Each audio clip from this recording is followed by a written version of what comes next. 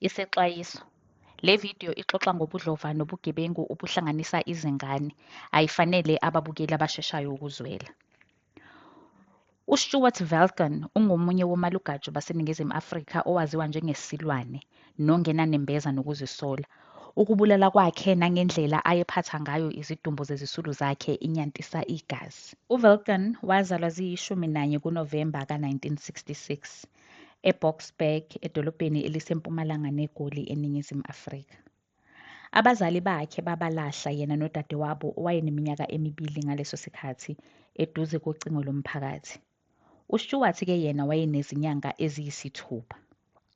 Bathola umsizi wasendlini owabathatha wabasa kumqashi wakhe, indoda eyaziwa ngoDup, owahlukumeza kakhulu uStuart ngokomzimba nangokocansi izinyanga eziyi-18.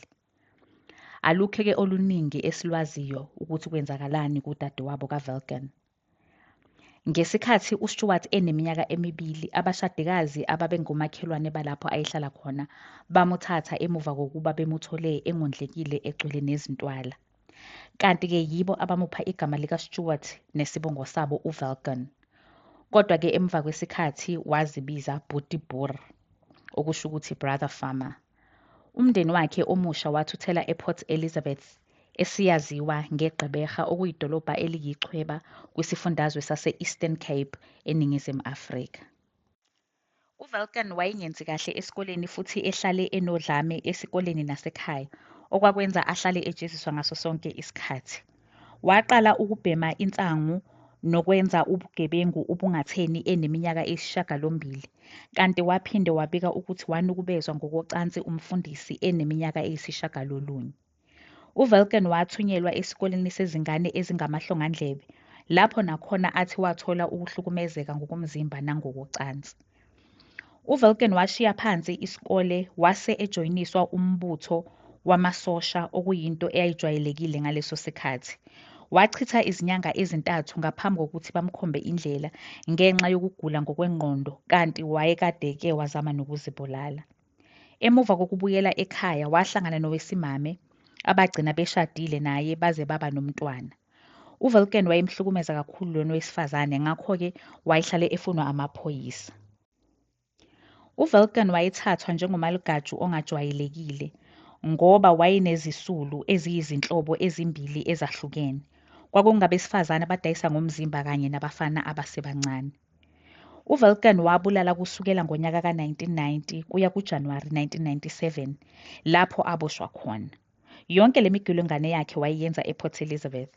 Ekubanjweni kwakhe ngo-1997 kwakukade kunyamalale umfana ogama lakhe linguHenry Bakers, owayeneminyaka eyi-12. Lo mfana wayegcine ukubonakala ephuma ukuvakashela ugogo nomkhulu wakhe, kanti wayebonakale ehamba naye uVelkan, owayekade eke waba nobudlelwane nonina walo mfana. Kwathi uma uHenry engafiki ekhaya, kwabikelwa amaphoyisa, kwase kuqala ukuthi umfana abhekwe. Ukuthe uma kudlula izinsuku engatholakali, kwaba khona umngani wakhe oshoyo ukuthi yena ugcine ukumbona ehamba noStuart Velkan. Amaphoyisa amubopha uVelkan ase emhloma ngemibuzo, nokuyilapho azivumela khona ukuthi uyena ombulele. Wathatha amaphoyisa wayowakhombisa umzimba wakhe. Amaphoyisa amthola isidumbu sakhe sesonakala, kanti futhi sase sinezimpethu. Kanti wabuye watshela amaphoyisa ukuthi wayeloku ebuya ezonukubeza ngokocansi isidumbu sikaHenry, okwawashiya ebambe ongezansi. Ekuboshweni kwakhe, wabe sekuvela nolunye uhide lokubulala nokuhlukumeza ayekwenza eminyakeni eyandulela lo aboshwa ngawo. Isisulu sakhe sokuqala kwakungumfanyana owayephakathi kweminyaka eyi-12 kuya kweyi-14. Lo mfana wamthatha eduze kwesitolo sokudla eSydenham, wamnukubeza ngokocansi wase wamklinya waze wafa.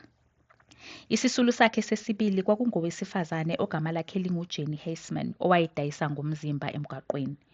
UVelkan wayenenkinga yokungafuni ukukhokhela ucansi. Umzimba kaJenny watholakala udindilizile obala esigangeni. Wayelele eze ebheke phezulu eqinyiwe. Ngeminyaka yama-90s itemu malugaju lalingasetshenziswa kakhulu eNingizimu Afrika, kanti nolubofuzo nalo lwalungakasetshenziswa. Ngakho ayemancane amathuba okuthi bacabangele ukuthi loku kubulala kuyahambisana. Kanti-ke futhi izisulu zakhe zazihlala emiphakathini eyayilahliwe inganakiwe, okwakwenza amaphoyisa angakuboni ukubulawa kwabo njengento ebalulekile. NgoFebhuwari ka-1990 kwatholakala umzimba womfana oneminyaka eyi-16 esikoleni samabanga aphezulu iSilia ePort Elizabeth. Lo mfana watholakala eze futhi eqinyiwe. NgoJanuwari ka-1991 kwatholakala umzimba wesifazane ongaziwa eSt George's Park. Wayekade engazigqokile zonke izimpahla zakhe futhi naye wayekade eqinyiwe. Ngokuhamba isikhathi kwatholakala ukuthi lo wesifazane wayeneminyaka engama-37 kanti futhi naye wayewumdayisi womzimba. Emuva kweminyaka emine ngoJulayi ka-1995 kwatholakala umzimba wesifazane ePrince Alfred Park. Wayeze elaliswe wabheka phezulu, izingalo nemilenze kuvuliwe. Wayeqinyiwe ngezintambo ezintathu okwakuyindwangu emhlophe nelihlaza okotshani kanye nezingubo zakhe zangaphansi. Okwakuhlukile futhi kunyantisa igazi ngalesi gameko ukuthi wayemusike izingono zamabele nesitho sakhe sangasese, kanti ngokusho kwakhe uVilken zonke lezi zinto akayesike kulo wesifazane wazidla. NgoMeyi ka-1996 kwatholakala amathambo wesifazane osemncane ayemboziwe. Wayengaziwa lo wesifazane kanti kwathi mangabe kubhekwa amarekhodi amazinyo kwatholakala ukuthi uyindodakazi yakhe uVilken. uVilken wavuma ukuthi kwakuyiyona indodakazi yakhe kanti futhi nguyena owayebulele. Uma ngabe ebuza ukuthi yisiphi isizathu esenza ukuthi abulale indodakazi yakhe, wathi uyise ongayizali wayinukubeza ngokocansi. Uthi wayibulala ngoba engafuni ikhule ngendlela yena akhula ngayo. Kodwa ukunyantisa igazi ukuthi wayesinukubeza isidumbu sendodakazi yakhe ngokocansi. Ngawo uMeyi ka-1996 kwaphinde kwatholakala isidumbu sowesifazane owayengumdayisi womzimba owayeneminyaka engama-22. Zintathu kuFebhuwari 1997 uStuart Vilken wabekwa amacala ayi-10 okubulala nama-5 ukugila imikhuba yocansi ephambene nemvelo. Zingama-20 kuFebhuwari 1998 wagwetshelwa amacala ayi-7 okubulala nama-2 ukugila imikhuba yocansi ephambene nemvelo. Wathola odelikajele abayi-7.